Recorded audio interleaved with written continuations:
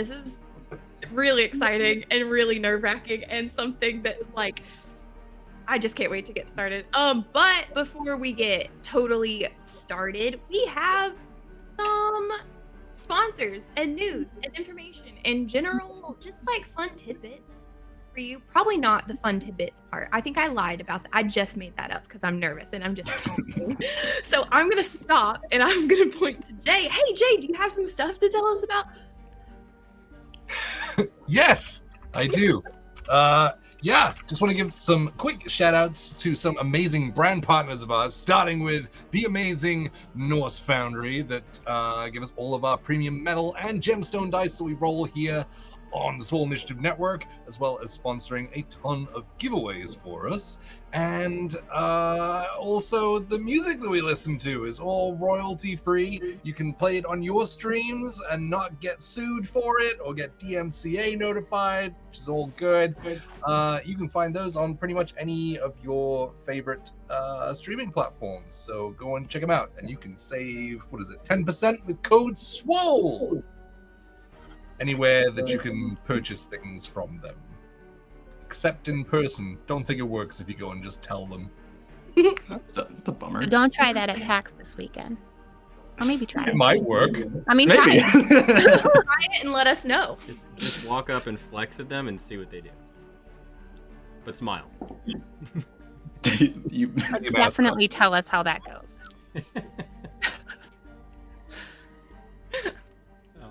That's it. Oh, Our next sponsor of the evening is the incredible Hero Forge. We get all of our fully custom player minis from them, and you can design yours online at heroforge.com. They're always adding new features, new tidbits, and different type things to add to your character. Fun things. And if you're like Jay and have a cool 3D printer that I'm very jealous about, you can even just print them off at home yourself. So definitely check out Hero Forge and design some fun characters today. Speaking of characters, all of our 3D printed and custom terrain comes from the incredible folks over at Griffin Co. You should check them out and use the code SWOLE22 and you'll get 22% off of your purchase. They have a link on that website to their shop, Griffin Co. shop, I think it is, when you can get like gifts for Christmas, ornaments. We have Griffin Co. ornaments on our Christmas tree. One is a Cthulhu, so hey, yeah, it's really cool. So check that out, and that's the end of that announcement.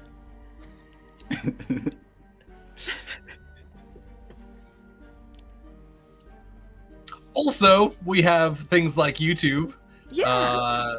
Which you can go and see the shows that we are currently caught up on uploading to the YouTube channel, which will be getting better as soon as PAX is over, because that is the last big thing of the year for me, except all of the writing deadlines that I have to do by the end of the year. Yay, me! That sucks.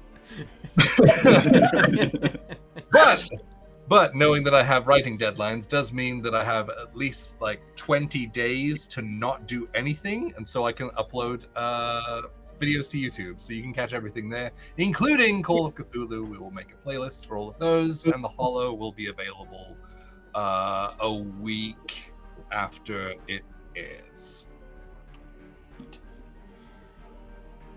If we hit our giveaway goal, realize no one said that. We have a from Valorhood, our friends at Valorhood.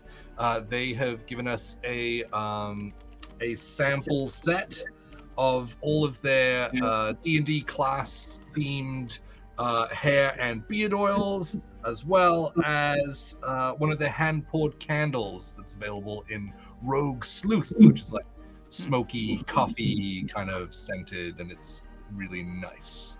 So thanks, Valorhood. You do have to be in the stream when we roll the giveaway, because you have to claim it, and you have to be in the US or we will not send it to you. It's true, we won't. We'll send you a virtual hug instead. Aww. Also, you can if you are a subscriber, you can roll along even in Call of Cthulhu, because you can hit ! roll D100 and roll a D100 along with us. Because it's a D100 based game, if you hadn't picked up. Double doubles. Ooh. Nice. Fancy, We want to There roll we go. low. So exciting. Yeah, the mechanics of the game I'm going to try to go over as we encounter them. I want this to be super beginner friendly, and hopefully my low-key goal is to convince some of you to try Call of Cthulhu. Try this game system if you haven't. It is so fun. I hope it's going to be fun. Oh, God. And yeah, but don't worry if you're unfamiliar with mechanics. We'll kind of go over those as we approach them. That's good for me. Yeah. And me, to remind myself how to play this game. Is that all of the announcements? I think so. Is I that think the there's preview? only one thing left to do. And it's roll that beautiful bean footage? What?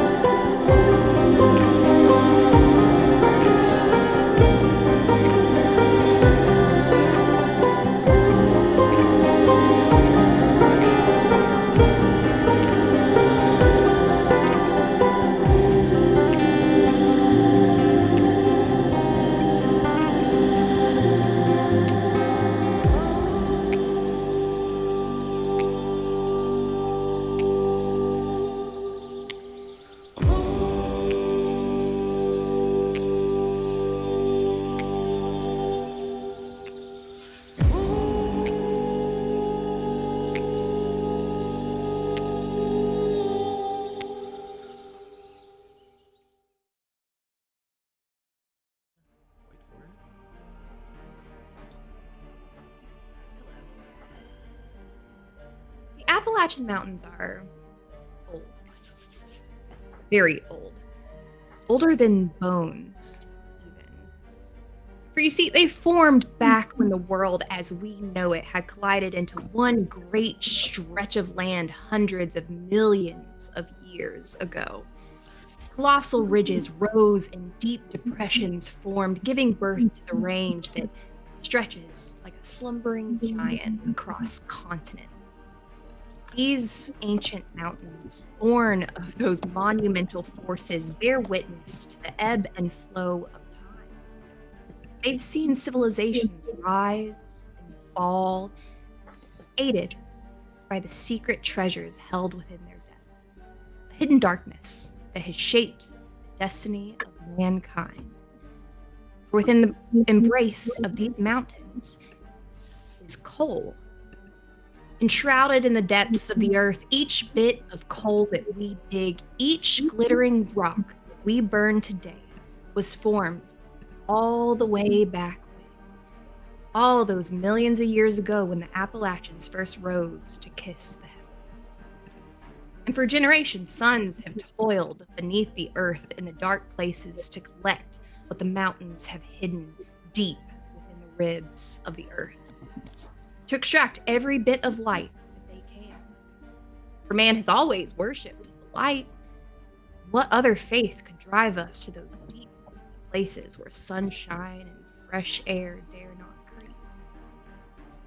And each generation, they dig deeper. They go further into the dark, hoping to carry out what little light still remains of that ancient light. Now, coal mining has been the lifeblood of many in Appalachian town, and the Hollow is no different. Nestled in the verdant folds of the Appalachian Mountains rests the kind of town that you wouldn't know it was there, and you could just pass right on by it. But as of late, this quiet town has been even quieter than usual. The Coal Creek Mining Company is uncharacteristically still after a collapse that has sent shockwaves through the small, close-knit community. The usual bustle of mine carts and rail cars have come to a stop. Several miners remain trapped underground, their fate uncertain. And the task to free them is arduous and hindered by the treacherous conditions of the collapsed mine. A scouting party of 3 was sent into the mines to assess the situation, but only 2 have returned. Amidst the chaos and despair, a glimmer of the extraordinary has emerged. Whispers among the locals have spread like wildfire, with many a, well, you didn't hear this from me, and, well, so-and-so was saying, that are sure to obscure the truth. But the prevailing story is that as the mine collapsed, it unearthed something strange.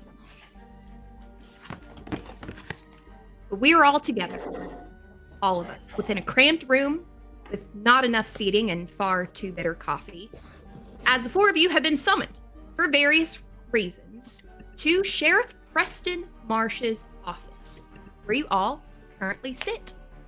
The sheriff himself is not in the room.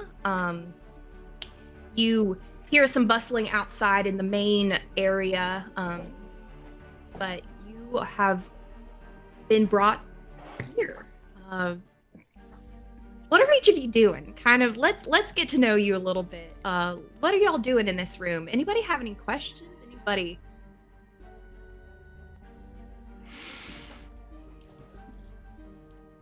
Well, I suppose I would be sitting in a corner, just taking everybody in, watching everybody's mannerisms, and maybe sipping on some tea that I made myself.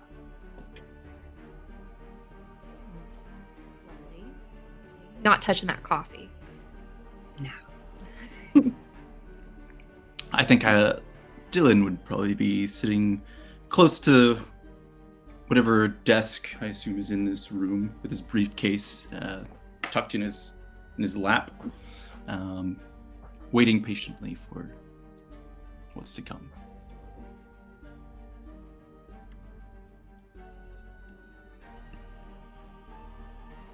Clint, Jebediah? I was unmuting. I went to talk and I was like, wait. Yeah, I think Jebediah, like, what does the room look like? So, you are in it's a small, cramped office. There is there's a desk kind of strewn with a lot of papers and manila folders. A telephone sits on the desk. Telephones have become common by this time. We are in the 1920s, I should mention. And within this room, there is so it's like the main area of the office is like the intake area, but this is kind of the more private things. And there is a cell that lines one of the walls. And you do see there is a figure asleep, kind of faced to the wall in there, who hasn't really made a peep as long as you've been in here. Yeah, it's untidy. It's definitely not well kept after. This is someone who, kind of looking around, you can gather, maybe isn't the most organized individual, but yeah, that's kind of what you gather from a general look. If you want to look at anything closer, you're welcome to make a spot hidden check, which is kind of how this game treats perception. It's split into listen and spot hidden. Yeah, I think Jebediah is kind of like sat on one of the chairs, kind of kicked back onto the back two legs, and kind of takes his hat off and starts to just fan himself in the heat. But yeah, I would like to make a spot hidden check as I kind of size up everything in the room. Absolutely, please do. Let me know what you get. So in this game, we're celebrating low rolls. We want to roll low, and typically we're rolling a D100. So we roll 2d10, and then that percentage value, we're trying to hit your skill percentage or below. For a success, that's a success. Fantastic. Looking over the desk, you notice, let's see.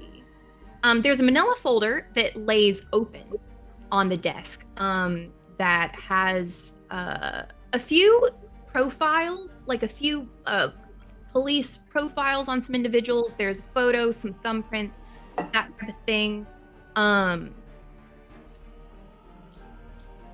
All of the under the occupation for these figures, they say minor. So these are people who are in the mines who maybe have some kind of a record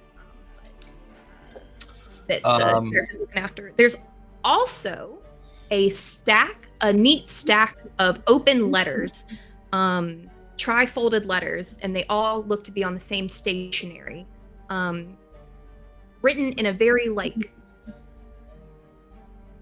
curly handwriting. So a very you gather it maybe feminine. But you do notice a stack of those that have been kept in a kind of an orderly pile. So maybe a little outside the norm from the rest of the clutter. Do they look like copies of the same letter, or are they just like a collection of letters? They look like a collection of letters. You can kind of see that they have different, like through the paper, you can see there are different links and stuff. Okay. I think with the manila folder, am I like close to where those? I assume they are if I can read. Yeah, there's the desk, and then there's two chairs in front of it, and then the one chair behind. That's the only seating in this room. So if you're in one of those chairs kind of knocked back, then you're right up there on the desk. Yeah. So I think I'll just like, as I'm fanning myself with my hat, kind of look around and put it on top of the folder, and then push the folder off the desk and be, oh, clumsy me. Okay. And kind of go through it. Is there anyone that I recognize from so I would say you've stopped by this town. You're a traveler. You've been here for maybe, how long do you think you've been here in the Hollow? How long would you stick around one place, especially not long. Yeah. So maybe like a month or two tops. Okay. Yeah, I think probably you're newer here even than that. So yeah, you recognize one of the figures who's come to one of your sermons. Cutter Degerland is his name. You recognize him. He's a tall man, broad man, bald, and always, has a bit of an imposing shadow, but very gentle. He always comes with his grandmother. And you see this profile on him. You see that, like, looking through the profile, he was detained for being drunk in public. Something minor. He didn't get in much trouble for it, but he does have this record. Did you say Cutter or Hunter? Cutter, C-U-T-T-E-R. Cool. But you do recognize that figure. He's come to your service with his grandmother. Cool. Yeah, I'll put the file back. There's nothing interesting enough to keep. So. Gotcha. Yeah. Anything else? Clint, what are you doing in the room? I think Clint is probably just minding his own business and probably the closest to the door. Probably just trying to hang in back, just trying to get information, but not trying to socialize much. Just trying to keep as small as possible, but he's probably one of the more larger people in the room just by sheer odds. But he's just trying to take as little space as possible, just sitting in the chair that's too small, I think. And in this room, it is definitely, it's a bit cramped with this many people in it. Though it does have, imagine, I suppose. You know what? No, I was gonna say. Well, anyway, forget it. I'm gonna make an Andy Griffith reference, but like that's like so deep in the weeds. Like I don't know if outside of Appalachia, y'all also grow up watching that in the mornings at school, but that was Definitely. Every single that day. was the thing. Okay, good. I'm glad that wasn't. I grew up in I'm Appalachia. saying though, so- Oh, okay, fair enough. Anyhow. But as y'all are kind of sitting in this uncomfortable, cramped silence, the door suddenly busts open, possibly hitting Clint a little bit since he's nearby, as the sheriff walks in. So sorry to keep you waiting, y'all. It's been crazy around here, I'm sure, as you can imagine.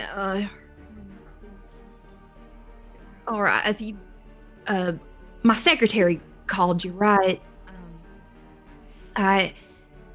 Y'all have heard what's going on. Mine. And all that. Yeah. We've heard bits and pieces. Why are we here? Right. Well, Billy Joe, I'm kind of hoping that we've called you only as a precaution, but if your services are needed, I thought it'd be good to have you on hand. You knew some of the boys. Understood.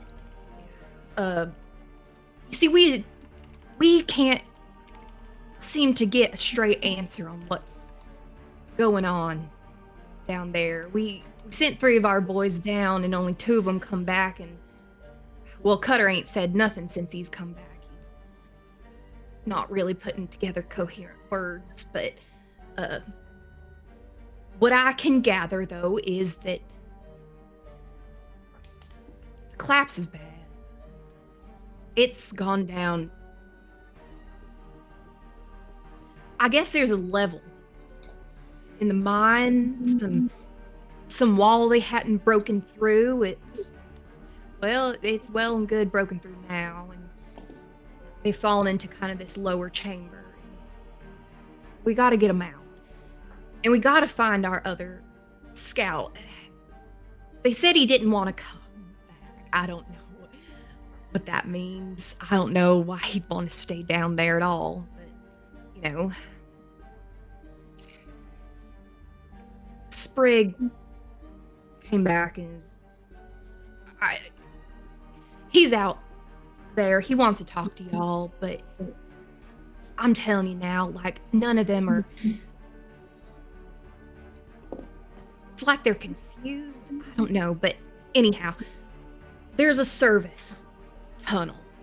I can send you down, but the mechanism to bring you back up was struck in the collapse. Now, Dylan, I'm not sure Mr. McCoy. Sorry, call you Dylan. All right, Sheriff. Call me Dylan. All right, Dylan. I don't know if you'll be able to fix it. I know you mess with those kind of machines and whatnot. I can certainly have a look. If you can't get it to come back up, you're gonna have to make your way to the main entrance. But I know this is a heavy ask, and I've asked y'all because, well, Billy Joe, if anyone has fallen, I don't know if we can get them out.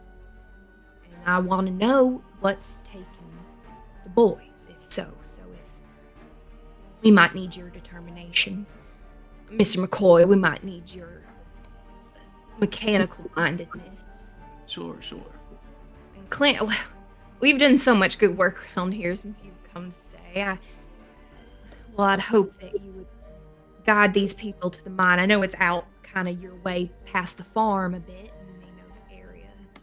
Well, it's always good to have a man of the faith in the mix, bless the journey and such, and, well, maybe give some last rites to any unlucky souls who might not make it out. I don't pay much heed to what I hear about something being found down there. Everyone's whispering about it, well, you'll hear it from Sprig, but I don't care about anything what's down there. Leave the coal, leave anything else. Just bring our boys back or find them a way out if you can. Now, Sheriff, how many did you send down there? Well, I sent the 3 scouts. There's the 2 that's come back. Sprig Wilson, who is of sound mind. But Cutter, he's been laid up at his grandma's house since he came back, not really saying much of anything. I don't know what he saw, but he's not well. The rest of the miners, well, they presume there's about 24 of them down there still. A few that got out, well, they were just starting their shift, so they weren't so deep down in there. Everyone who was in the main cavern, they're awfully stuck now.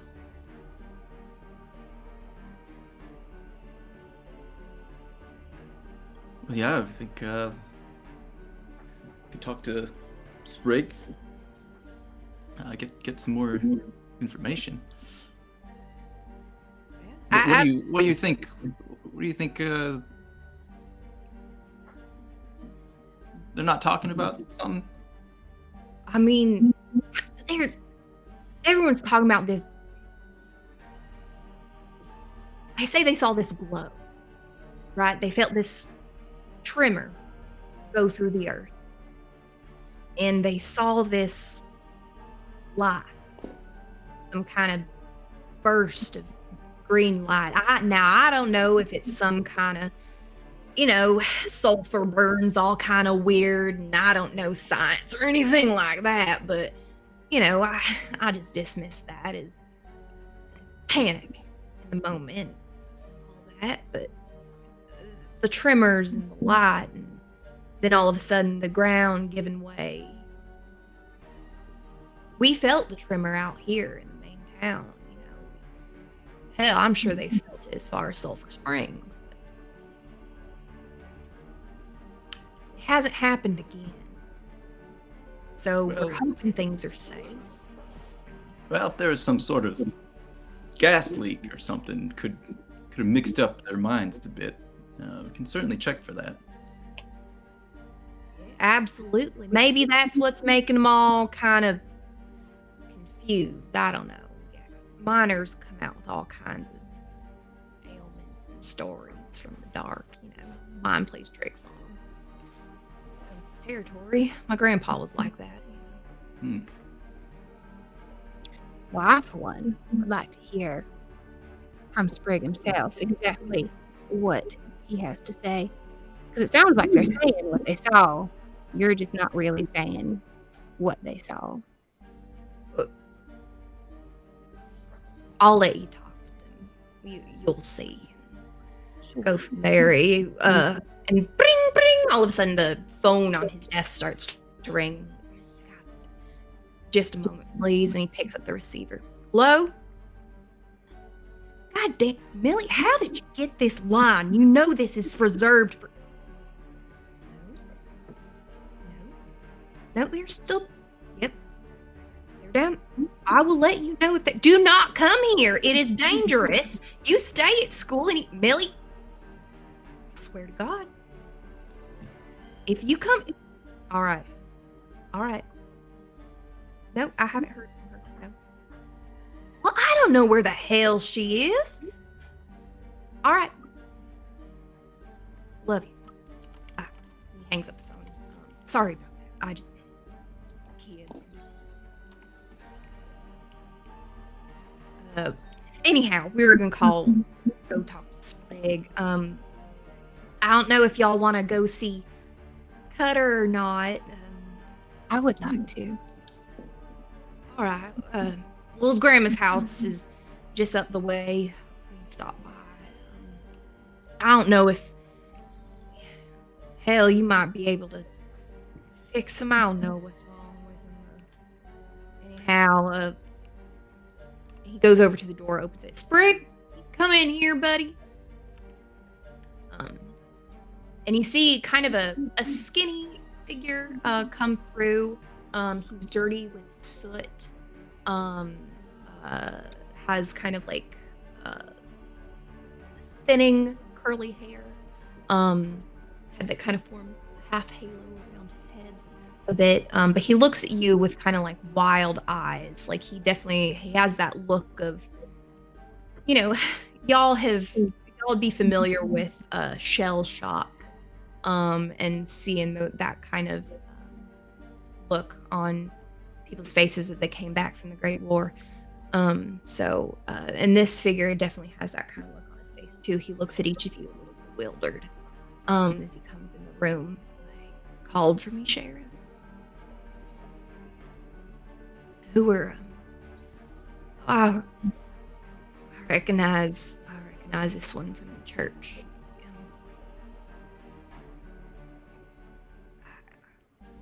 Hey, y'all. What do you want? You're right, son. I'm been better. Better than others right now, I guess. I don't, you're not going down there, are you? Well, that all depends. What did you see? Well, I just, we went after the collapse and all. I weren't on shift, but, I volunteered as soon as I heard, I volunteered to go down there and help. I did. And me and Cutter and Cricket went on down there. Well, the boys are hurt awfully bad. Some of them, I couldn't get to most of them. They're in I couldn't find a way down, but the few that I did see, it's like they're burnt awful bad. And we'll just kind of, there's rocks everywhere. It's not the safest place to go walking. But I saw it. But they're all, I did. Saw what? What was it that they saw? The light. Black? Light. Light. Right. The green light. I saw it. I did. Cricket, well, he didn't want to leave it. I think he wanted to figure out what it was. We couldn't convince him to come with us back out. But it kind of, it's like a light whispers to you. All right, now stop telling these folks tall tales. I told you this is all bullshit. And Sprig kind of, sorry, sir. Now, Sheriff. Let the boy talk. You're doing good, boy. Keep going. Sits up a little straighter. It's a light. It's coming from deep down where the rest of them are. I just kind of saw it coming up through the cracks. But I heard it before I saw it. Just kind of.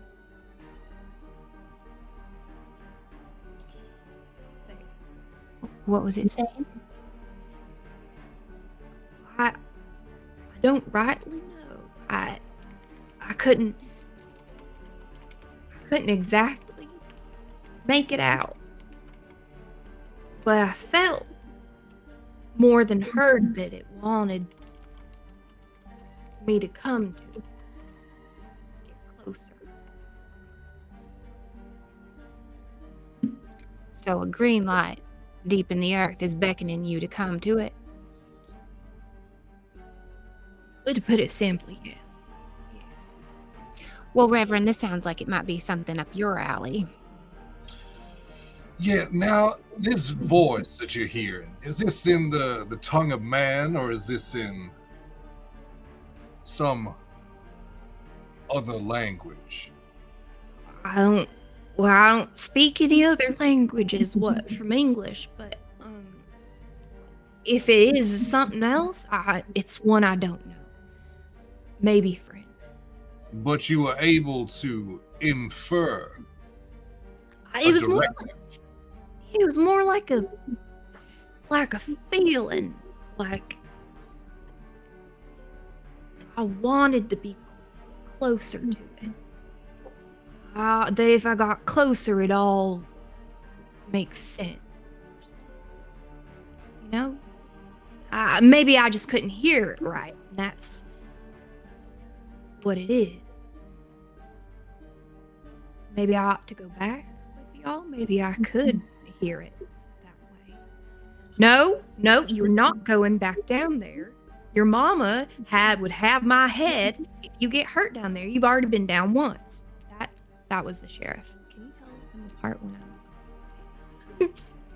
I'm...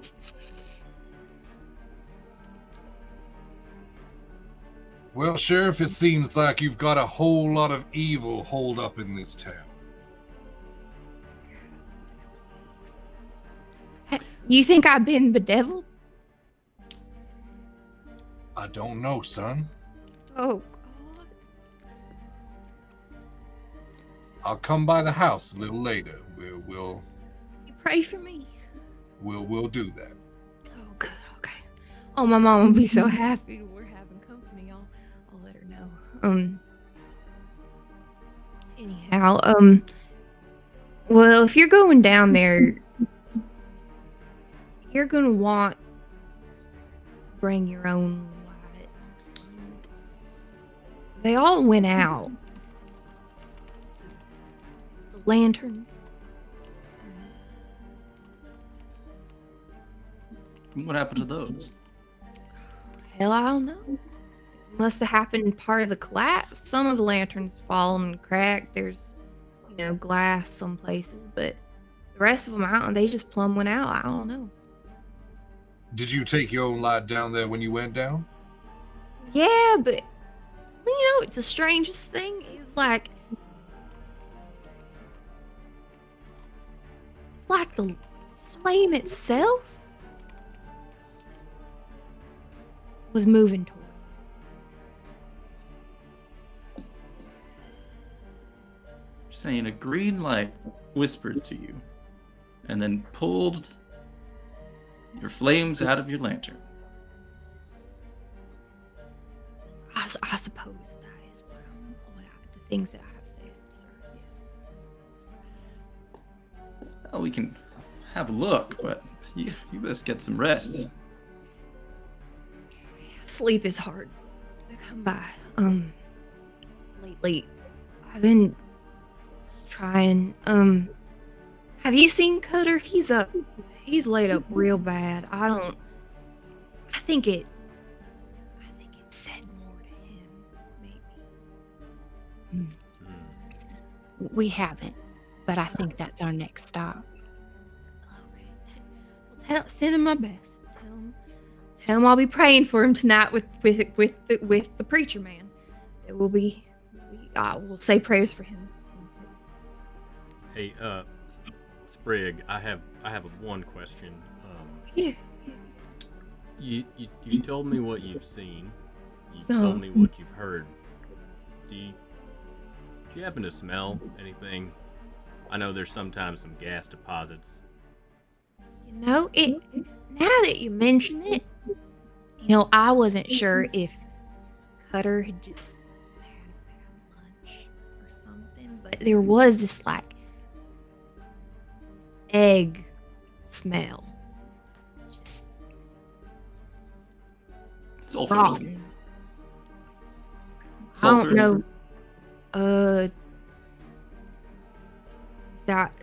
That's what it would smell like, yeah. That's what the academics call egg smell. I like that. Next time my mama's cooking, I'll be like, that smells awful sulfur. she'll be real impressed. Yeah, she will be. Good. Interesting. Well, I'm happy that you're physically okay. Hopefully you can recover more to where I can't see all the whites around your eye. So when I'm looking at him, his eyes are just... Maybe one day. Hey, Sprig. Hey, yeah, that's me. I have another question for you. Okay. Do you feel like it's calling to you now? Right now? Mm-hmm.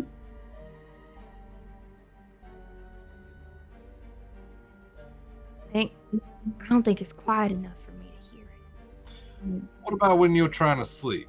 Mm-hmm. Yeah. Yeah, it's like you know when you're like thinking on something, you got a memory replaying. It's like, yeah, it's almost like I can remember it so good. It's like it's happening again. It's like I'm hearing it. I'm just really thinking on it. I don't think about much else, I guess. It's a lot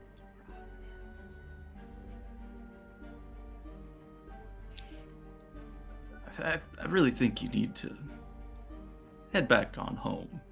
Oh, you done with me, Sheriff? Maybe your mama's got something that'll help you sleep. Maybe. Home cooked meal or something. Yes, maybe some sulfur. I wouldn't eat that. Oh, no? Oh.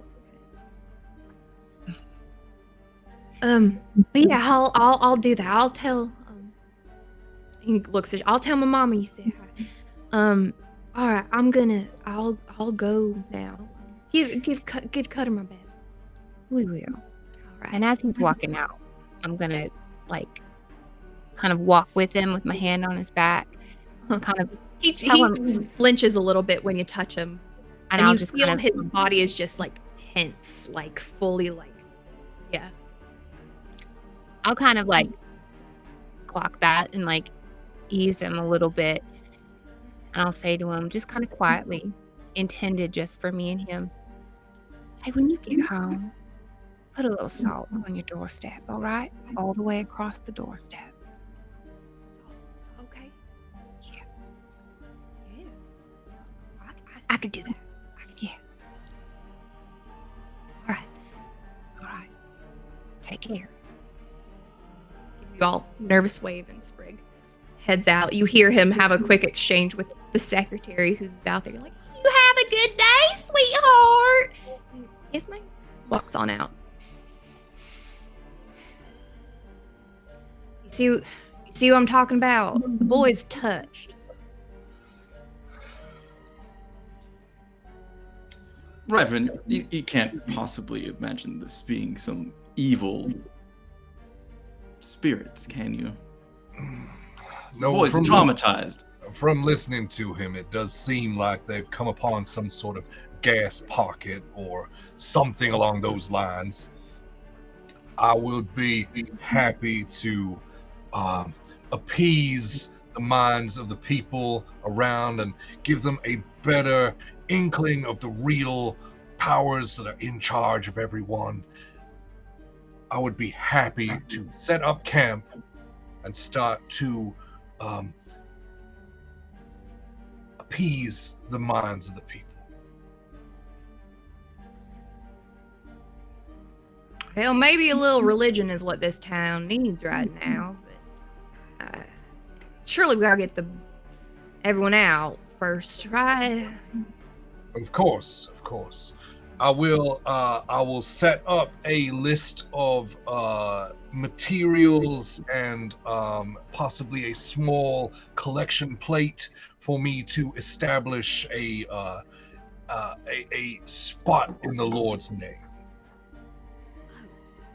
Right. I'll send it right along to your assistant. Great, yeah. Yeah, Angie can handle all that stuff. Right? Yeah, maybe that is what the town needs, but I don't want rumors to start spreading that, that people been bedeviled and that such. People be up in an uproar in no time. People already a little tense. We don't want to start spreading falsehoods, getting them. Now, there's nothing false. We don't know. It could be. And maybe a little bit of scaring and a little bit of word of bedevilment could help shepherd those lost souls back to the Lord. Or incite a mass panic. I mean, it's kind of one or the other, possibly both. We can discuss this more at length once you get your list to Angie. Yes, sir. I don't think we should deal much in speculation. We should find out some truths first. I knew I liked you, Dylan. Here to help, Sheriff.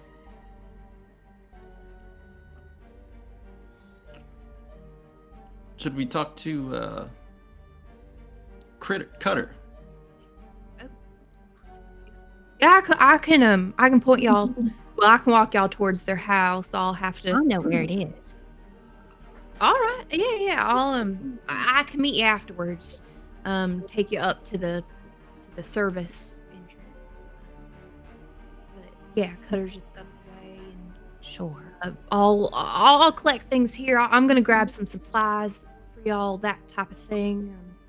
But I wouldn't be too flagrant about the fact that you're going down there. You see the loved ones of those that are stuck have kind of, they're asking after them, and I'm tired of not having answers, but I don't want y'all to be harassed in a way, saying, look after my boy, they're looking after all the boys, Right. Well, we're just merely going to check on someone. Bring them a little bit of comfort. Absolutely. Great. I'll see you up at the Deggerlands here in a little bit. I'll meet you up there. All right. Before we leave here, thanks for letting me borrow that gun oil. I appreciate it. It's pretty hard to come by out here, so thanks. Absolutely. You like this one? This is my own concoction too. I mix 3 different kinds to make this particular recipe. Well, whatever it is, it worked. That got that bolt action more actiony. Fantastic. We love some action in the bolt action. That's what I always say. I'm sure we wouldn't know about that.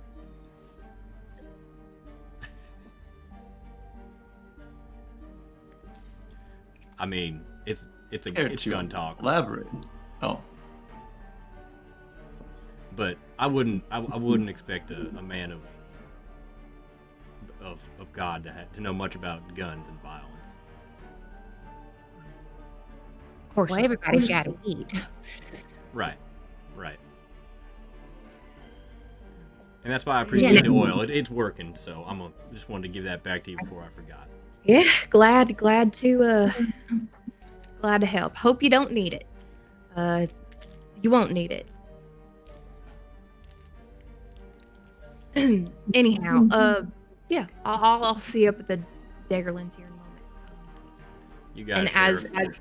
he kind of like points you towards the door, you hear his phone ring again. Bing, bing. Hello? God, Millie, I swear to God, this is a private line. And as you're walking out, you kind of hear him start to have this back and forth with whoever Millie is. Well, this is quite the information. What do you make of all this?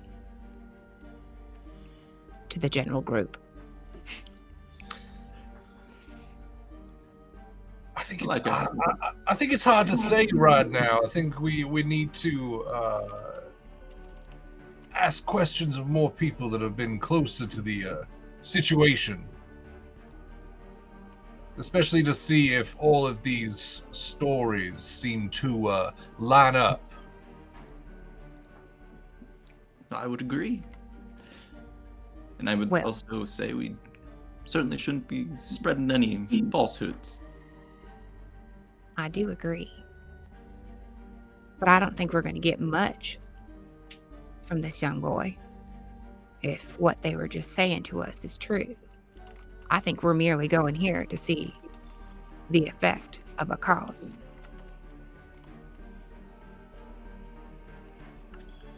Still learning a lot. I've known Cutter for a little while. He's a good boy. Little troubled with drinking. Hmm.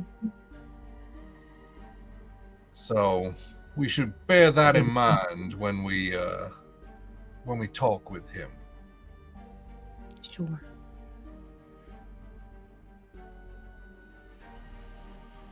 But if he is more touched, as they put it, than the others, it would be interesting to see if his recollection of events lines up with everyone else's.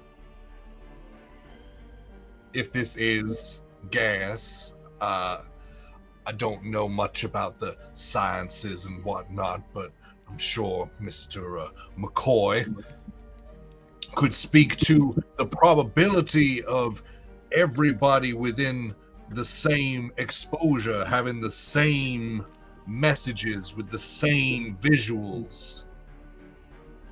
That chances have to be pretty small. That's fair. Guess we'll have to see.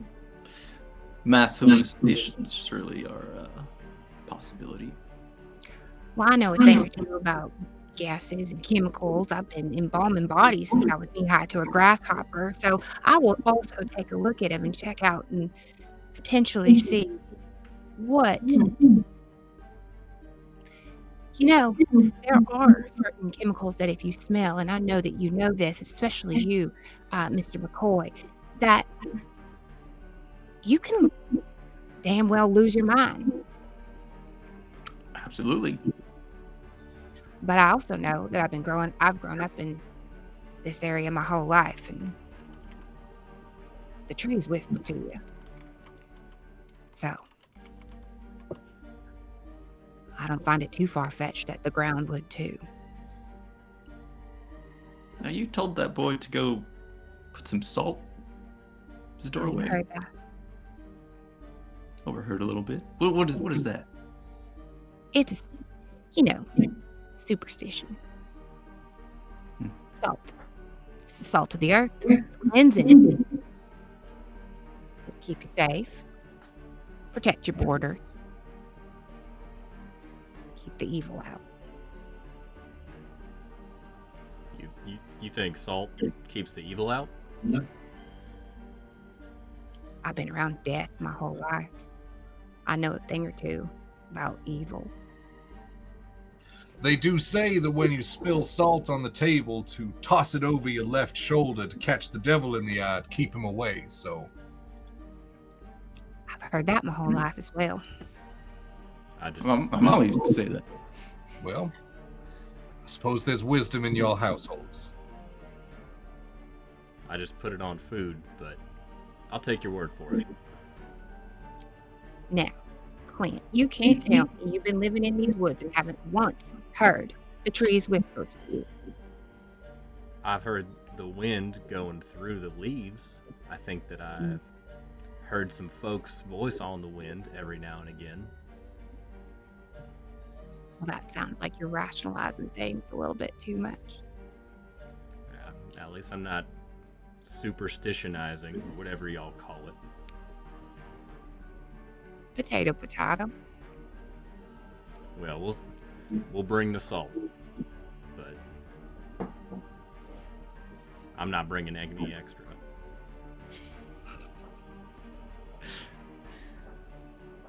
And as you all walk out of the sheriff's station, which is little more than a standard cabin that says sheriff on the front of it.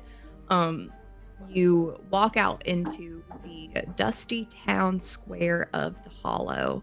There aren't paved roads here, but you see kind of the general walking and tread paths by the way that the dirt crisscrosses across the grass area. And the dust kind of kicks up as there is a bit of commotion out here. You see there's a crowd just kind of gathering and talking in small little groups. You see some of the women are crying, big red swollen eyes from kind of a prolonged crying. You see this collapse happened 2 days ago, right? So they've been down there a few days, and the scouting party went yesterday. And your son doesn't come back up from out the earth. Well, can't do much but sob. And so these ladies have been here kind of comforting each other. You see some of them are like bringing dinners to others. There's just kind of general commotion in the street, a sense of community in a tough time. And you kind of see these different tableaus as you walk through town, kind of down the road where you know that the Degerlands live, in a more, not to say that there's any posh or a nice part of the Hollow, but you walk towards an area that is maybe a little more downtrodden than the others. The houses are a little smaller, and as you arrive at what Billy Joe, I knew I was going to do that, knows as the Degerlands, you come upon this small a log house. What would you like to do? Is there anything to notice as we approach? You would notice specifically, I'll give you surface. There is their porch stands out a bit. It is painted a bright color. Blue? Yes, paint blue. And the windows are drawn low. It's midday. It's a little, normally the sun would be shining in, but everything's kind of pulled close and closed up. You don't hear much bustle from inside the house or anything, and that just kind of surfaces there. If there's anything else you want to look for specifically, feel free to make a roll. I would like to look deeper. All right, spot hidden. How did the clusters of people, how did they react to seeing me walk through? I would say that you got quite a few, as people are hugging, as they're comforting other people, like a wave and a nod. People do regard you with a reverence in this town. And I think there's probably a few groups who thought about approaching kind of like hands folded, but kind of thought better of it, seeing you walking in this group, obviously kind of with a direction. But they, are kind of like, they just kind of pass and look at you a little bit pleadingly. And they are people that you recognize from service. Yeah, I think I would just kind of greet them all with that charming, warm smile and little waves and touching on the heart and things, and Sure. Yeah. little hat touches and things. Fantastic. But yeah, I would say you kind of, especially in a time of sorrow such as this, people are looking for any kind of solace. So seeing you around and seeing you active, seeing you with this group of people, I think does kind of incite a bit more whispering a little bit. What are they doing? Oh, do you see who he's with? Is he with the dead girl? The death girl. Foreshadowing. She's a normal human. I'm just kidding. Different. But yeah, you have come down the street I failed. Oh, you did? Okay. Yeah, you're looking closer, but you don't really there's kind of too much going on kind of to take in. I'm better at reading people. I would like to. Am I familiar with the household? Or not so much going to the house? I'm sure. So, kind of a typical small town thing is that the preacher would go around and people would host him for dinner, different nights of the week. So I'm sure you have major round here at the Deggerlands. You know, he lives with his grandma. She is very devout. She's at every single service ever. There's not even a Wednesday service, but she's there. So yeah, you've been to a few dinners over here. I'm sure you're probably familiar with family. I'll take my hat off and put my ear like to the door. Can I Give me a listen. can I roll to see if I can hear anything? Yeah, for sure. Oh no. Bad. Yeah, that's a 90. That is bad. How much you want to spend? Like a bunch of luck? I don't think I want to spend that much. Fair enough. BT Dub's luck is a mechanic in this game. It's basically like a coin purse of points for the players that they can spend to make a roll a success if they want, but it depletes from their luck value of the stores that they have. So it's a bit of a toss up. Comes back in short rest though, right? That's We don't get it back ever, do we? So we are going to do, since we are doing campaign, like in one shots, we don't do this, but like in more of a campaign setting, after we close what I am calling like little chapters, you do a skill roll. So you'll roll and you can add that value to improve a skill. You can also roll at that time to get luck back. So we will be doing that, but it will be at closes of chapters, which cool. got a little bit to get through. Okay. Close of chapters. So just so you know, yeah, it's not your like end all be all like value. You will potentially be able to get back in some regard. But it'll be fun. This will be my first time like doing a level up mechanic in Call of Cthulhu, because we never lived this long. Hopefully, it's only the first episode. Maybe you're all gonna die. Who knows? But cool. No, these aren't custom. These are actual Chaosium mechanics for prolonged. I've just never done them before. We do one shots and everyone dies. Oh, right. But great. You gave me a listen roll. You failed at it. Anything else we want to do? I think as I see Jebediah put his ear up to the door, makes you feel uncomfortable, like shouldn't be listening in. He's not making any sort of comment. So I'll just go ahead and just knock on the door. I was getting there. I was trying to see if they were in the middle of something before I intruded. And That's what the knock's for.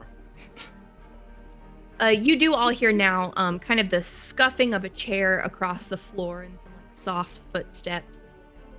The door opens a crack and you recognize this as Esther Duggerland, the grandmother. And she's just kind of wringing her hands and looks out the crack door. Yeah. Oh, preacher. Oh, I'm so glad you came. I knew you would.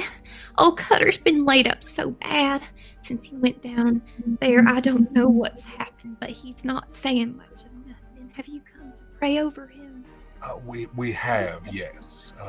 I'm so sorry to intrude on you like this. I hope you don't mind our presence here, me and my friends. Oh, Ma'am. yes.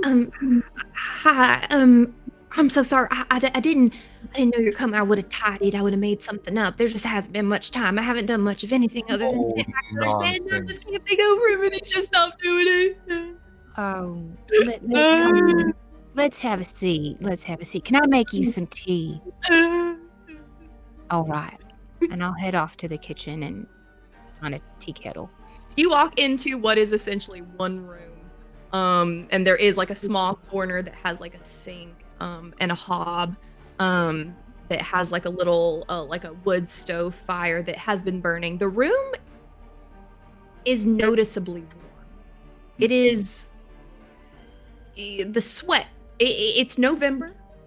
The cold chills in the air, but in this room, you feel the sweat kind of start to accumulate under your collar pretty quickly. The wood fire is burning pretty hot. But you go over and she sits down at the kitchen table and and he just hasn't been the same, homie. I remember when he was a little boy, he would just come running for everything, but just look at him now. He's just laying there. And she's just going on. And yeah, I think I'll just take Esther's hand and like sit with her at the table and just give like comforting Lovely. She does. She just keeps going. But she gestures over to the small little twin bed that is over in the corner. There's like a small sheet kind of hung to separate it. There's the twin bed, and then like there's a larger bed across the room that you see is hers. But kind of behind the sheet, you just kind of see a silhouette of a large figure laid in bed. His body is not visible. It's behind the sheet. You see a shadow, like you see like his silhouette of someone. He's lying on his back, and you. Okay. If you look really closely, yeah, you can see like the silhouette and like the outline. So noticing how hot it is, I took Esther's hand to see if her body temperature was up or if it was normal. Yeah, I think. Just to see, like, I'm wearing all black. I just walked in, like, it's like opening an oven, is what I imagined. Right. I would say, okay. off of just like general feel, like both of y'all's hands are sweaty, from like being in this hot room. If you want to get kind of a bit more detailed with it, I need like something like a medicine or first aid.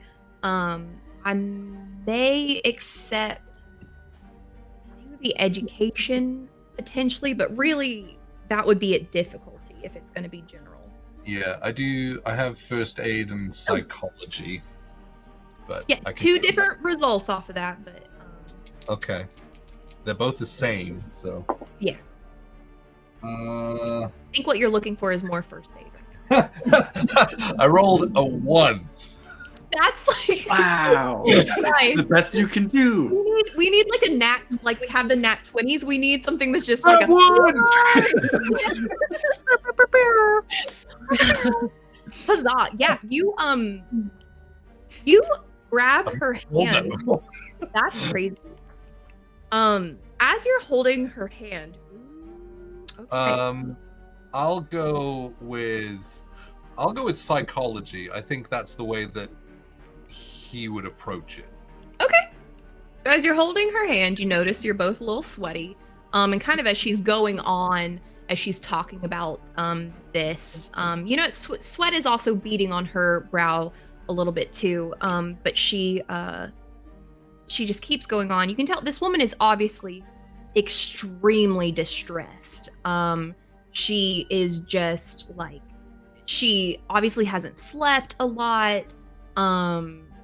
You see like her eyes are a bit sunken, and kind of that thing where like, when someone's like when you're like real tired and like you can kind of see all your veins because like you're like just that kind of just like, she's like translucent like that, almost like just like tired, weak, that kind of, she looks frail. And like mentally, like kind of thing. Yeah.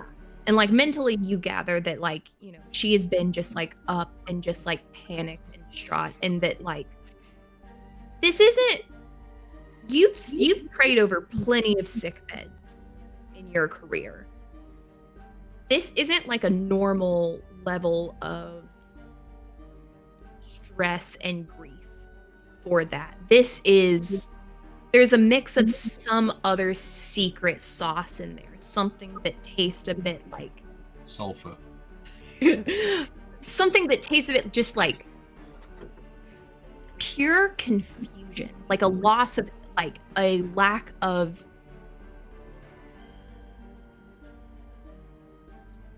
any explanation, like just like you pray over someone who's got the flu, they got the flu, and you're able to kind of pin it down, but she is just kind of grasping a little bit.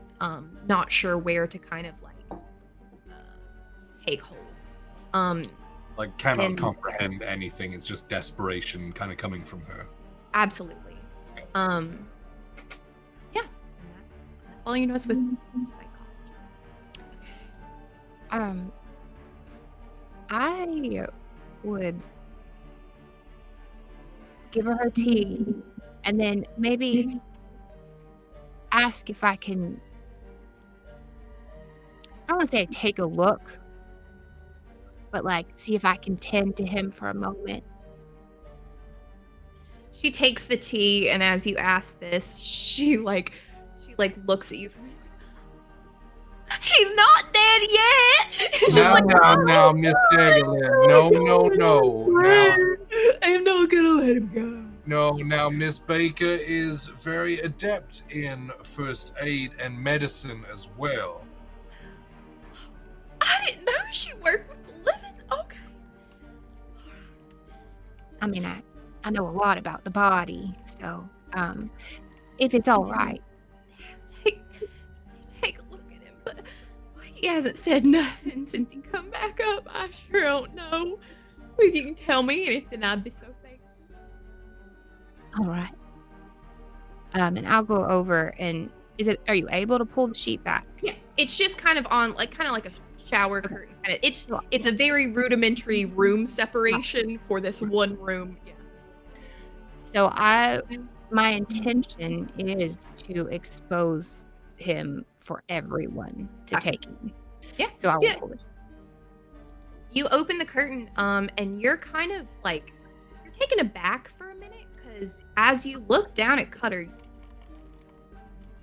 his eyes are wide open, and he makes eye contact with you. But his face is frozen in this, like...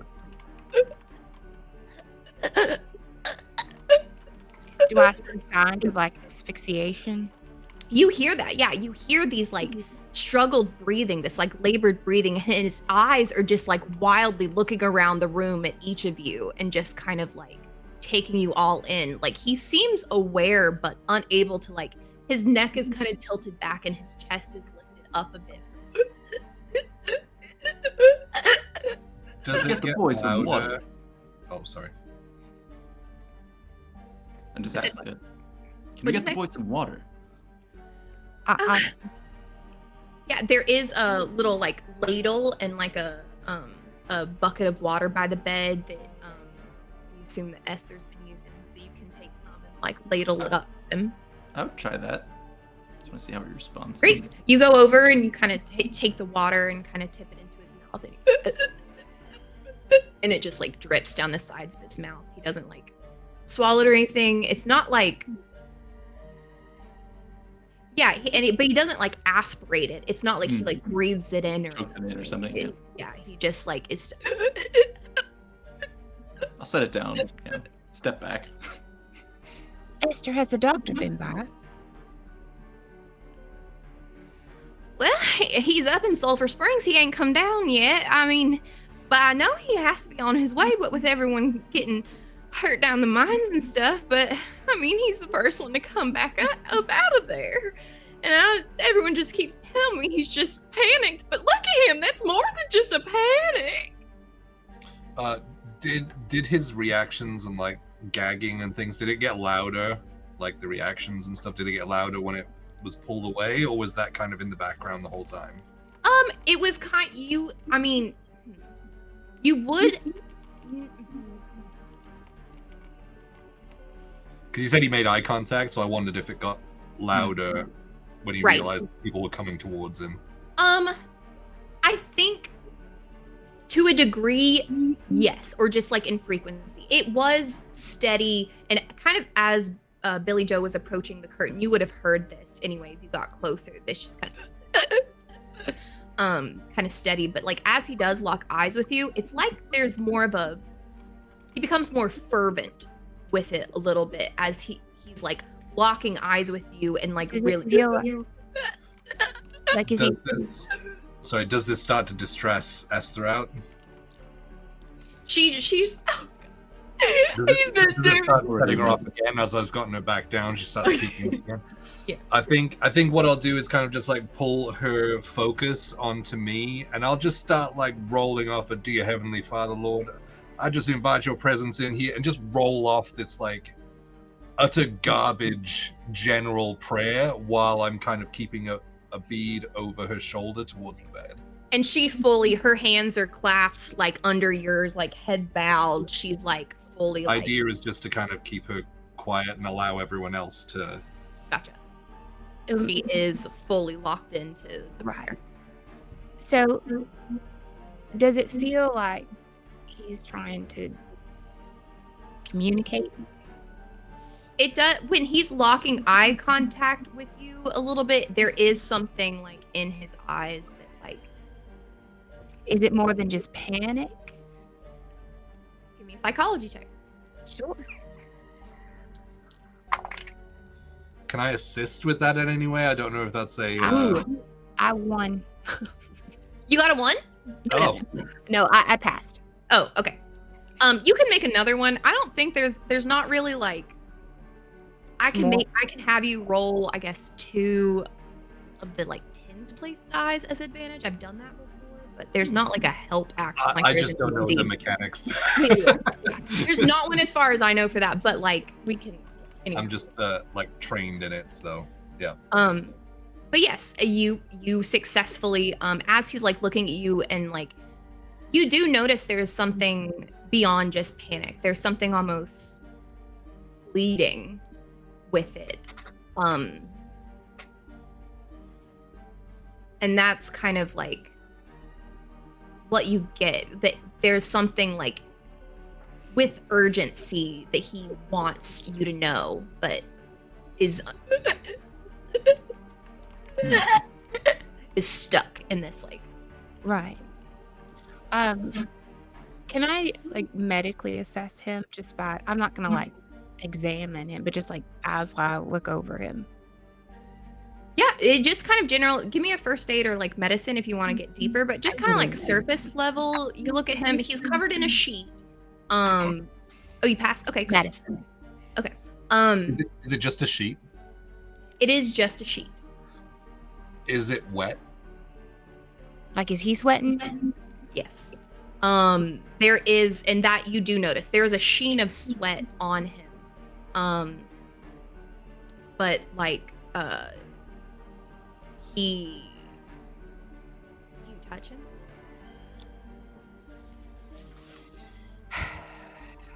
Yeah. I'd touch him. Yeah.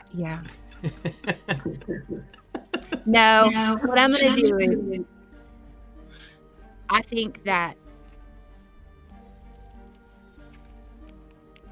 she's very superstitious. So all he's got hair on his head, right? No, he's bald. Oh fuck. Okay. That's out the window. Can't touch a bald man. That's what I always say. Not in November. Are you Yeah. kidding me? First rule of Not Appalachian. without salt. No, she was gonna pass it off. Anyway, it doesn't matter. Okay, we're gonna. Yeah, she'll touch his arm, in an attempt to evaluate body temperature, and like the density of the flesh, like when flesh is dying. Sure. Yeah. So like all of those kinds of things, like, is his body like suffocating? Right. You did a medical check. Yeah. You go and you kind of like grab his exposed wrist that is there laying over the sheet. And you do notice your hand is wet from the sheen of sweat that is on him, but he does not feel hot to the touch. Is it cold? Not cold, but not quite body temperature. Okay. But that is quickly eclipsed by this feeling of, as you touch him, you see his eyes kind of like open more, and he and like as you touch him, you feel this almost, as you feel his pulse in his wrist, but you also immediately feel your own take up rhythm, and kind of like you feel both of them really strongly kind of pulsing together for the moment that like your skin is attached. You let go and it stops. And he kind of like settles down a little bit too.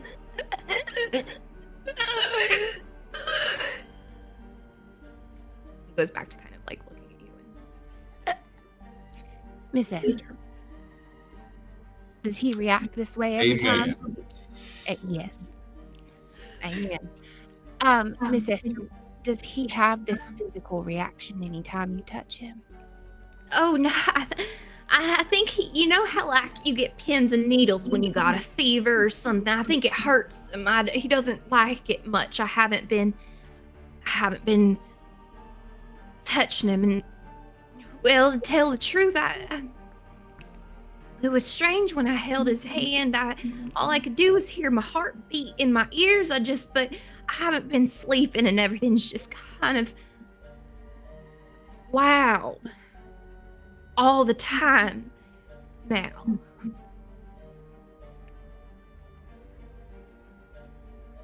Okay. I don't believe he has a fever.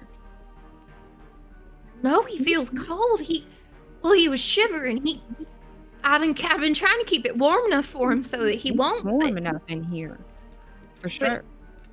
I tell you, he was shivering something awful when he came back. He just wouldn't stop. We couldn't get him warmed up. Now that may be the shock, Miss Stegelin. Oh, God, what did he man. say? What did he say that was so bad? Poor boy, my boy. Well, you know, if you've never been faced with death before, it can be very shocking to your system. Indeed, and we would just hate for you to burn up all of this firewood this early on into the winter time for no need. I can let it cool down, but I tell you, he's not gonna like it. Maybe. What do you do you mean by that? Yeah. Well, he's not great now, but he was awfully louder when he first came back. Louder how? It's well, I called it croaking, kind of, you know, hoarse sound, and just kind of that, but more. And his teeth chattering and just shivering. I couldn't stand it, poor thing. But he can't seem to stand more than the weight of a sheet on him.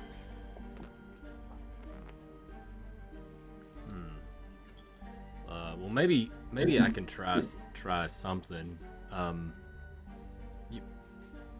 You know, Jebediah, you have something with the wood there. I'll be right back, and I'm gonna step outside really quick. And I know, in Appalachia there are tons of yellow poplar. So I'm gonna go grab some bark and some leaves. Okay. And so I'll grab some. Easy to find. Yeah, they're everywhere, and I'll grab some of that. And I'll head back in. I was like, you just boil some of this, and give it to him like tea. It might help with that croaking. Is it gonna? Well, anything that'll help, I guess. I just want to be back normal. Poor my sweet boy. I can't believe he went down that mine. She's like preparing the tea and all stuff, and he went down there with that. I told him that damn creaky boy was up to no good. The rest of them boys, them and Sprig, always getting in trouble. But I told him he should have gone down there. He had no business being a hero. He's just a little boy. He's obviously not a little boy. This is like a 30-year-old man. Ma'am, it'll be all right. You're nice. Let's focus on you for 1 second. You're nice and cozy and warm, and you're doing the best you can. Let's just focus on making that tea, shall we? Yeah. And I'll walk. He's such a sweet boy. I swear, if everyone from Colorado's is nice, I don't know why they hate on Westerners. Yeah. Well, Colorado is much the same. It's mountain folk, so not too far. We're not those beachy types on the far west. Fuck those beaches. I hate. I'm just kidding. Yeah, fuck the beaches. That's not good. And fun fact out of game, yellow poplar is one of the base ingredients for aspirin. Poplar and willow tree bark. I know that willow bark. Interesting. We're all gonna learn so much. Appalachia facts. Yeah, she's making the tea, she's kind of boiling everything. You're still stood over there by the bed. Dylan, what have you been doing? You gave him some water. What else have you been doing? I kind of want to look around the room and kind of understand how he's been taken care of. Is there like signs of food that he's eaten? Is he able to like get up and use the restroom, or is there like a bedpan around? I see. Like how yeah. Give me spot hidden if you want some detail. But I'll give you kind of just surface, kind of like looking around. Dice? Yeah, roll some dice. Let's roll some dice in this game. No, 97. Ooh, real bad. Yeah, looking around. Scary stuff. Yeah. Looking around, there aren't a lot of dishes kind of out and about. You're not sure if they just keep it real tidy or if they're not really like focused on food. But there is like a lack of, you don't see any remnants of food or anything like that. And as far as the bedpan, you did not notice a smell. Okay. But to really find that out, you're gonna have to like lift the sheet and like Not doing there. that. Okay. After Billy Joe's interaction with his body, she's gonna kind of step back and reach into her pocket and pull out this like little gold button, and she's just gonna play with it in her hands, just like a comfort. Gotcha. But she's also just kind of trying to figure out what the hell is going on. That's kind of like her meditation, kind of like. Yeah. How long's it been? Do we know? Like, did the sheriff let us know like how long it's been since? Yes, the collapse Cutter was and 2 days ago. They sent them down yesterday, and they came back that night. So it's been like a full like 12 hours since they've been back. But with that said, I think that it's time we take our 10-minute break. We unlocked the giveaway. Yeah. So that's extremely exciting. You put exclamation point. I know how to say the word. As soon as Mike is ready. Giveaway! Exclamation point. Oh, is it ready? It is now. Exclamation point giveaway So good. in the chat. You have to live in the U.S. or else. In general, that's unrelated to the giveaway. I'm just That's kidding. like the most American sentence ever. Yeah, it really is. Actually, like, don't live here. Anyhow. You also have to be here when we call it at some point during the second half. I will leave that up to Ashley to decide when.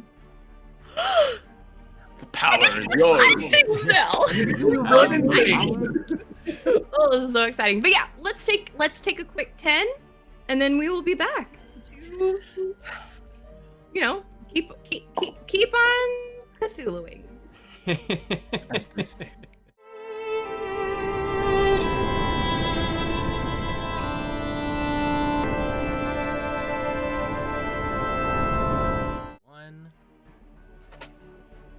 Welcome back, everybody! We're so glad you joined us. We're so glad we had Raiders join us. Hello, Magic Academy. Welcome in. This is session 1 of the new Call of Cthulhu campaign, written by me, called The Hollow. A little bit of Appalachian horror for you. we are just kind of getting our mystery started. Some weird things happening, some mines collapsing, some things unearthed in the ground, some strange afflictions. What's happening in the hollow? Who knows? Let's find out. As we left off, we are in the Deggerland house. Cutter Deggerland is one of the scouts who went to check on the miners who were trapped in the cave. But since he has returned, he is unable to speak, it seems, though aware of his surroundings. You are in his house with his grandmother now. She is brewing a tea from some plants provided by Clint. Yeah, that's the situation. What would we like to do?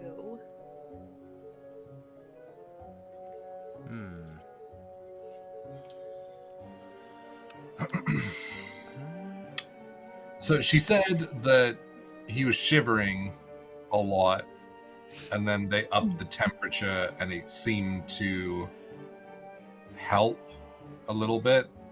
Right. She said that he stopped shivering with the heat on, and that he seemed to not like it cold. That he was worse somehow when it wasn't warm in here. Louder. And, yeah. Am I still cutting out? Every once in a while. Yeah. Cutting out a little bit. Maybe try and angle your mic like 45 degrees onto you. Yeah, closer That? to you. Yep, yeah. Okay. Let me know if it's worse. So far, better. Okay, yay. Yeah, so that's kind of how she's described things. He's still there. You let go of his wrist. So you're no longer touching him. But he is still staring at you, kind of open-eyed with that, like. Is it directly on Billy? Yes. After you touched him, he seems to be really focused on you. Cool. BT Dubs Raiders, we have a giveaway going, so feel free to jump in the giveaway. You have to live in the US and you have to be in the chat when we call it, and I get to decide when we call it. I just found out, so anyway. Does it seem like, because if S is going off and making tea, like I'll move towards the bedside, doing the, all of the shit that I do. And does it seem, is he still fixed on Billy as I approach? I think as you approach, his eyes are kind of like, they dart to yours and then back to hers and then kind of like between the two of you, but he seems mostly like fixed on her. Do I get this sense that he's trying to vocalize something to Billy? I think you can see, like, you can give me a psychology roll. The things that are coming out of his mouth don't form. It's not able to. He's not forming consonants, so it's hard. You can't string together anything. But the way that he's looking is right. like, that's more like, is it like intentional, like trying to get something out towards Billy in particular? definitely seems aware and like is looking panicked. But let me know what you roll. I rolled a 4 now. Dang! Sheesh. You're rolling great. Yeah, you feel like he is intently focused, and as you look at his face, you can tell that like his movements have been random and kind of like it seems uncontrollable, but it seems a little bit like he's fighting that a little bit more now and trying to like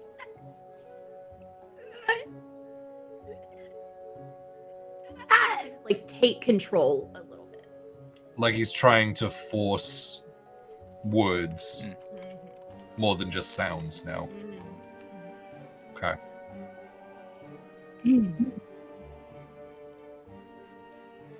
I think I'll just I'll kneel by the bed and I'll just start like praying over him again. Very general stuff that I can just reel off while paying attention to everything else. And I think as soon as Esther hears, she starts in unison the same verse as you, just kind of like, has it memorized. She's reciting as she's like making tea and stuff. Yeah, I think he would just try and pay attention to, and it might be fruitless, but pay attention to any of the sounds to try and find any kind of semblance of language being uttered. So I'll stay there for a while. Okay. And see if there's anything I can pick up. It might be fruitless, but that's probably what I tried. I'll let you roll with that same psychology. That 4 will keep it going. We'll give it a little bit of time, but yep. Mind that you have your eye out on that. I'm assuming I pick up on the fact that he's still trying to focus on me. Mm-hmm. Okay. With that assumption, I'm gonna focus back. All right. And as you lock eyes with him, roll a stand. I'm just kidding. He keeps your eye.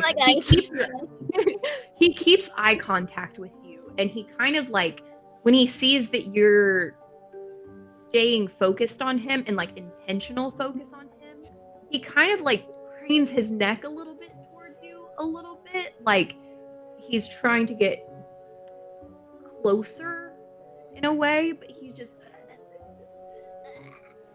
Do I get the sense that he wants to have that contact again? Do I need to roll something to kind of understand that? Yeah, I feel like that is like pretty obvious. Well, no, that's pretty like a leveled thing to perceive.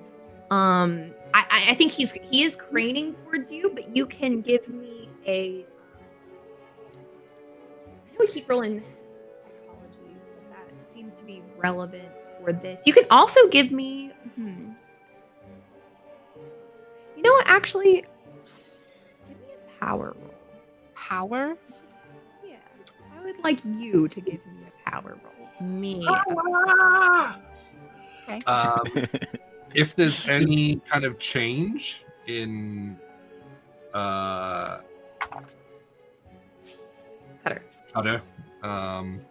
if there's any kind of change in him, I want to still pay attention to that. For sure. You clock the fact that he is like now kind of like trying to like, and it seems as he's leaning, he's kind of like leading with his like chest and neck a little, like it's like the rest of his body's too heavy, and you've noticed like his extremities aren't really moving, like they're obviously strained, and when you touched him you also know all of his muscles are tensed. Right. He's just kind of like tensed up and stressed, and he is kind of like trying to raise himself up a little bit and looking very intense. Is he successfully doing so, or does it seem like he's paralyzed? He has some he's not completely motionless, but you do see that like he's struggling to be in command of his full self. Okay. That he is not able to like fully sit up or okay, you were rolling power. Pass. Fantastic. How much of a pass? How much of a pass? My power is 77 and I rolled a 19. Great. Okay, pretty good. As you're making this eye contact with him, it's almost like the rest of the room fades a little bit. It's like the light just kind of like dims outside of your focus as you're focused in on him. And there is this like, he's not making words. He's not making coherent sounds. He's not forming anything that you could connect as speech in any way. Yet you almost hear this kind of like underlying murmur. And the sounds aren't matching up to the movements of his mouth. You know, he's and the sounds you hear are very like, you know, kind of like consonant heavy, like it just doesn't quite match up. But you're caught in this kind of like exchange of like seeing him, this eye contact with him, and like hearing this very subtly kind of start to creep in. But it doesn't make sense. It doesn't communicate anything to you. You're not getting whatever it doesn't, whatever it's saying, you're not receiving. I have one more question while I'm doing all of this, which is related. Sure. That body language as he like arches up, is that anything that I've seen before? Ooh.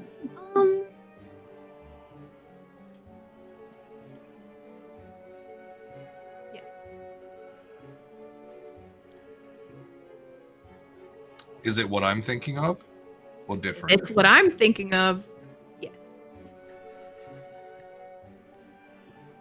I hope they're two totally very different things. I think you guys would hear the prayer like keeping on going, but there would be like, as he kind of starts arching up and like moving towards Billy, there would be like a sudden break in Jebediah's voice, and he would just swallow it and keep going.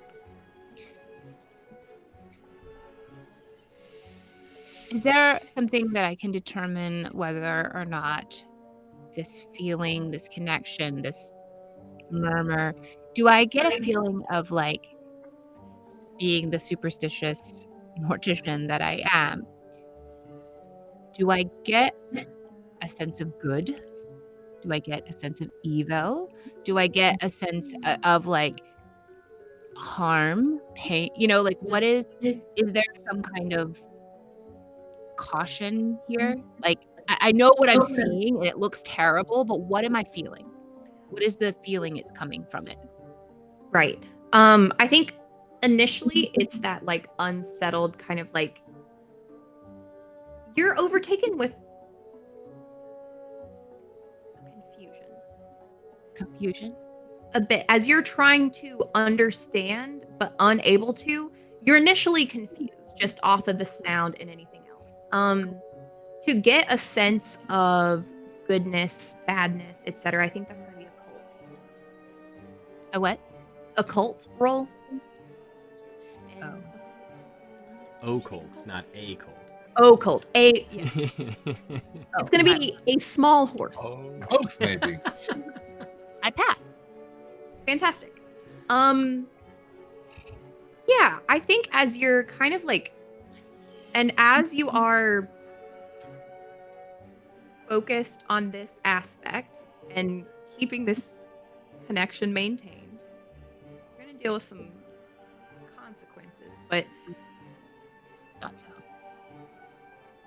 you do have this feeling, and as you kind of like are peering deeper and kind of like opening up that like part of your mind that pays more attention to the bumps in the night, that doesn't just explain things away quite so easy.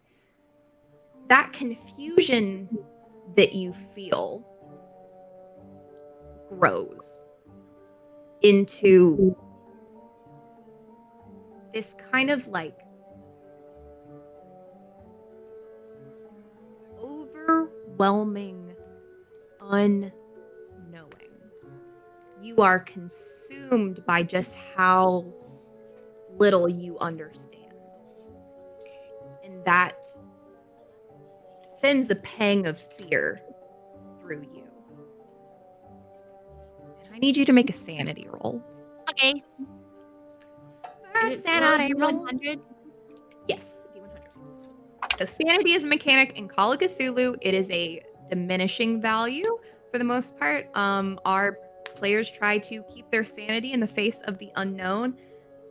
And if they fail to do so, there are certain. And you failed. My No. sanity is really fucking high too. So Yours is. That had to be so Oh. bad. Oh, that's great. I was so worried about how I was going to chip away at yours. Okay, I need you to roll. Oh my god. So we'll just get started early. Yeah, Yeah, great. So I need you to roll a d6 for me. D6? Yep. 4. Subtract 4 from your sanity. And those whispers, even as you, and I think as Jebediah approaches, maybe your eyes kind of like move over to him for a second as like he just comes into your peripheral. The whispers don't abate though when you break eye contact with Cutter. They're there. And they are murmuring to you in this like heavy consonant, wet, almost kind of just like with how it like in deep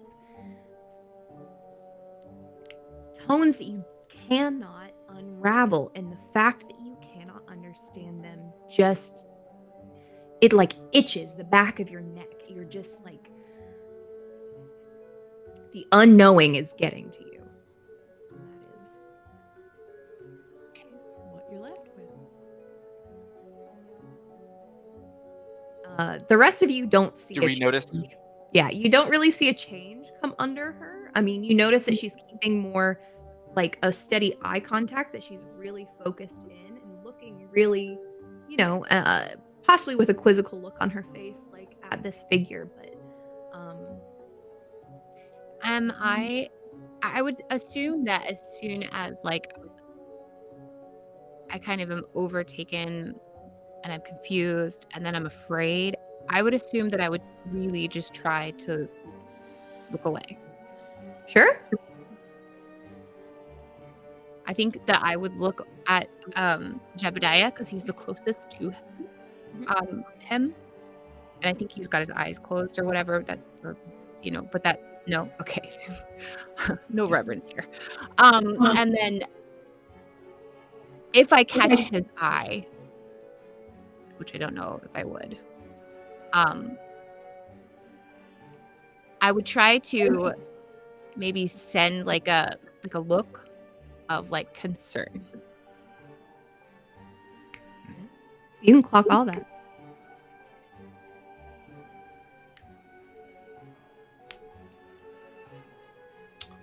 I think you probably get the same from me.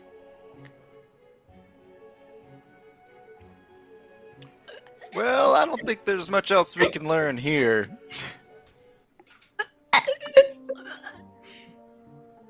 Jebediah, for your attention and for you're watching to see if he manages to form any words. And while no words form, you are able to notice some consistent mouth patterns, some repeated silhouettes that he's making as he's ow, ow, ow. And he's saying kind of repeatedly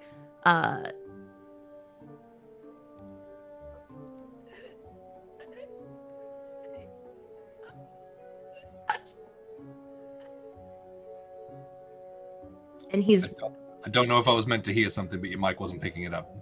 Oh, it wasn't. It was just me going. Okay. Okay.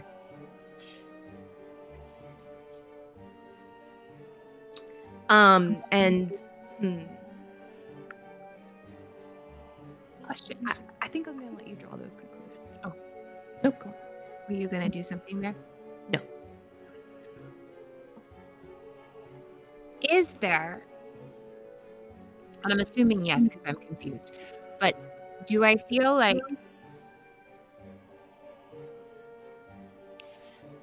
she's very superstitious? She hears whispers. She knows things. She knows that there are spirits, things like that, right? Does she get the sense that this is different?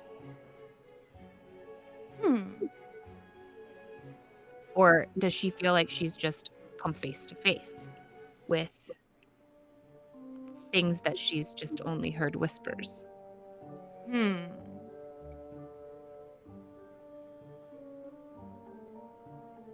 What did you roll on your last occult? Occult? That was 19, wasn't it? Yeah. We can roll with that.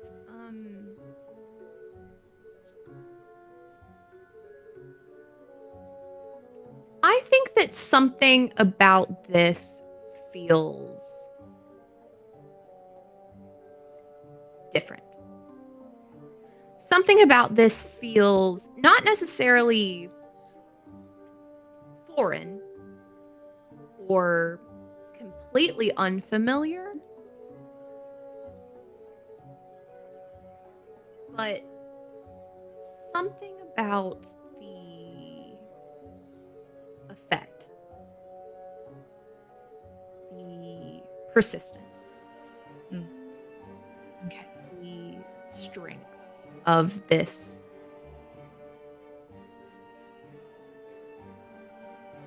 power that has,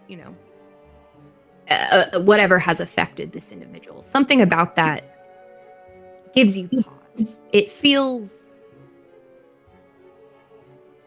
different in that way.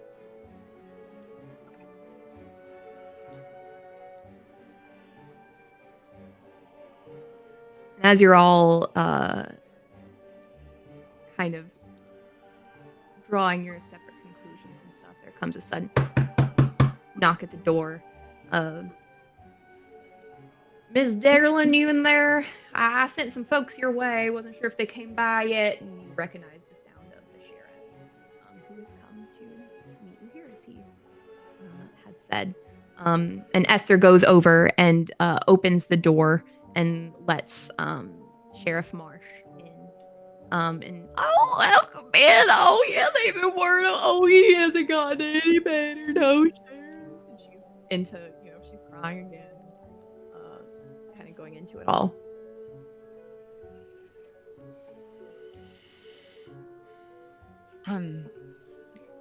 Sheriff, Ma'am? thank you very much for suggesting that we stop by. Absolutely. Hope it's been Enlightening. yes. And has brought comfort to our dear Esther here. I know you've really been going through it.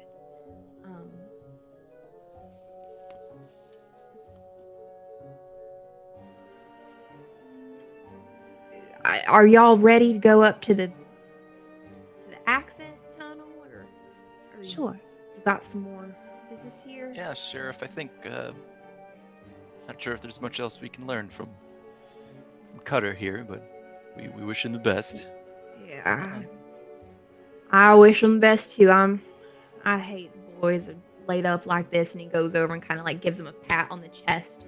And you notice for a moment as his hand connects, he kind of just like for a moment, he doesn't, it's not like he holds his hand there, but he does on the second pat, he looks a bit surprised at himself a little bit. But anyhow, it's a bit of a hike up the road, so if we want to start going so that y'all be in before nightfall, we should probably get Sure. on it. Yeah, and ma'am, just make sure you steep that for the next 15 minutes or so. Really get it cooking. Oh yeah, I got it. And she goes and kind of stirs it some more, and she's like, "Oh, the nice boy brought me some twigs for tea. I'll try it." It'll work. Oh yeah, I'm sure. Well, ma'am, and I'll head out. Come by anytime. Now Finish Nah. up the air and duel. Yeah. River. doing my things. Miss Dagelin. Give her a nod. Yeah. Absolutely. Thank you, Miss Esther. I appreciate your hospitality. No, of If course. there is anything that we can do to help you, let us know. Please do. Please. Well, don't be strangers. Come by and, I think it's good. I think it's good that he had visitors. He likes seeing his friends. I think he liked it. And you look over and he's still. She's like, oh, yeah, he liked it. I think we made it worse. I was thinking the same thing. Miss Esther, when the doctor does arrive, maybe ask for something to knock him out. All right. And maybe Yeah. something to help you sleep as well. It would be nice to sleep for a little bit. It sure would. All right, he should be here soon, right, Sheriff? He was coming in, and he's like, "Oh yeah, I heard he's on his way, but the road up from Sulphur Springs ain't easy." All right, let's get on it, shall we? Yes. After you, Sheriff. All right. And he leads you off the front porch, and into town. You guys go back towards that main square where you were. And then he starts to lead you down this path that leads off kind of towards where Clint is staying out on a farm, but this like little foot trail that leads up into the mountains and to the mine. Is there anything else y'all want to do? I think as we're kind of on this walk, we'll kind of wrap up this particular session before we get into the mine for the next one. But happy to fulfill any business anyone wants to take care of, any last looks, any last little questions, tidbits of information anyone you want to talk to, any questions? I think I would maybe saddle up next to old Reverend here and casually we're walking and talking and what do you suppose that was? I have yet to decide. But you've got an inkling. I'm worried for the boy. You're worried for more than the boy. I could see it in your face. Well, I'm worried for all of the good Lord's flock. And if this thing is spreading, then it's going to affect more and more of them. Why would you think it's spreading? Well, we know that not just one of these boys has been affected by it. Do you think it's contagious, like a virus? Oh, like I said before, I'm not a man of sciences, but I do worry about the young minds that this is affecting. Right.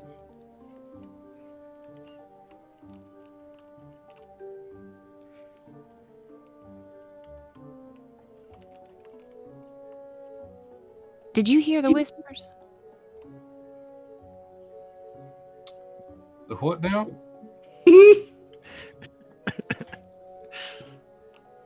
Well, you know. There's whispers all around us, and she'll gesture to the trees.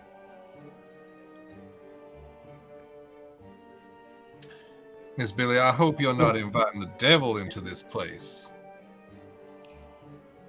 Reverend, I don't think he needed an invite.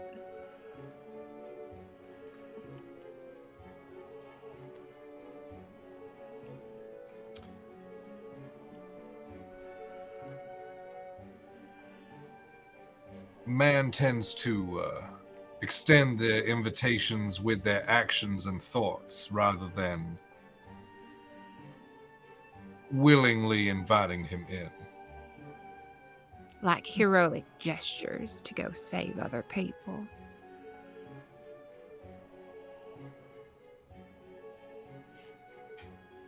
Now, we do know that as nice of a boy Cutter is, it's 'cause he's Critter's his best friend. Critter's his brother. Critter and Cutter. And cricket. Goddamn Daggerlin boys. As nice of a boy that Cutter is, he did have his demons. And they were known. So, putting forward one intention while trying to cover up for another sin is not the same as heroics. It was noble. I've seen the body of someone who does a little bit too much of the drinking. That ain't it. Like I said, these vices invite all kinds of demons. What do you know about demons? I just kind of gesture around with like Bible in my hand. Well then, I'm glad that you're here with us. Of course, I can only imagine that is why my services were called upon. And I thought you were here to pray with people, to comfort them in their time of pain and sorrow and loss. Perhaps you're here to... You don't think by exorcise doing the one I demons. can do the other? Maybe. But I got a front row seat to find out. Well, if you get lucky, you might witness a miracle.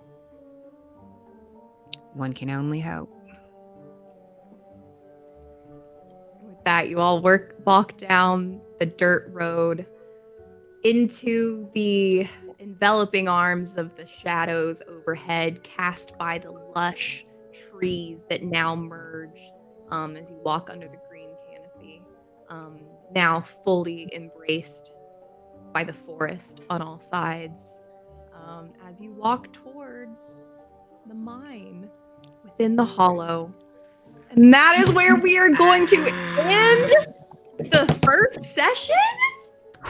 Oh my god, you guys. Oh god, that line was so sick. I was really trying not to like scream about it then, but like I don't think he needed an invitation. Yeah, it's like that's hard. It's a hard line right there. That whole I'm so excited for this game. So I don't know calendar-wise when our next session is. Can someone look that up for a while?